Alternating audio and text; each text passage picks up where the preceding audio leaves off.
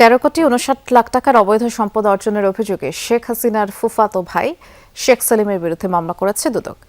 একই সাথে তার ছেলে এবং সাবেক এফবিসিসিআই সভাপতি শেখ ফজলে ফাহিম সহ পরিবারের সদস্যদের বিরুদ্ধে সম্পদের হিসেব চেয়ে নোটিশ জারি করা হয়েছে।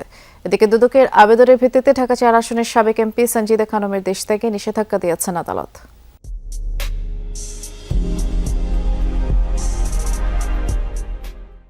শেখ হাসিনার পতন ঘটাবে, শওকত হাসানকে তারেক জিয়া দেশে আসবে। শেখ ফজলুল করিম সেলিম আওয়ামী লীগ শাসনামলে ঠিকাদারি নিয়ন্ত্রণ সহ দুর্নীতির অভিযোগ ছিল শেখ হাসিনার এই ফুফাতো ভাইয়ের বিরুদ্ধে। অনুসন্ধান শেষে শেখ সেলিমের বিরুদ্ধে 13,59,00,000 টাকার অবৈধ সম্পদ অর্জনের মামলা করেছে দুদক। পাশাপাশি তার ছেলে এফবিসিসিআই এর সাবেক সভাপতি শেখ ফজলে ফাহিম এবং স্ত্রী সন্তানদের সম্পদের হিসাব চেয়ে নোটিশ দেওয়া হয়েছে। 13,59,00,000 টাকারও বেশি মূল্যের সম্পদ অর্জন এবং দখলে রাখার অপরাধ অনুসন্ধানকালে প্রমাণিত হয়েছে। এই কারণে তার বিরুদ্ধে দুর্নীতি দমন কমিশন আইন 2004-এর 27(1) ধারায় মামলা রুজুর সিদ্ধান্ত গৃহীত হয়েছে।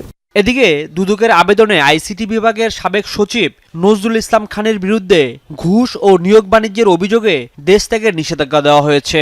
নজরুল ইসলাম খান সাবেক সচিব শিক্ষা ও আইসিটি বিভাগ শিক্ষা মন্ত্রণালয়ের বিরুদ্ধেও একটি অভিযোগ অনুসন্ধানাধীন রয়েছে। সে অনুসন্ধান সংক্রান্তে তার বিদেশ গমনে নিষেধাজ্ঞা প্রদানের করা হয়েছে। একইভাবে দুর্নীতির অভিযোগে ঢাকা 4 আসনের সাবেক এমপি সঞ্জিদা খানমকেও বিদেশ যাত্রায় নিষেধাজ্ঞা দিয়েছেন আদালত। জনাব সঞ্জিদা খানম সাবেক সংসদ সদস্য।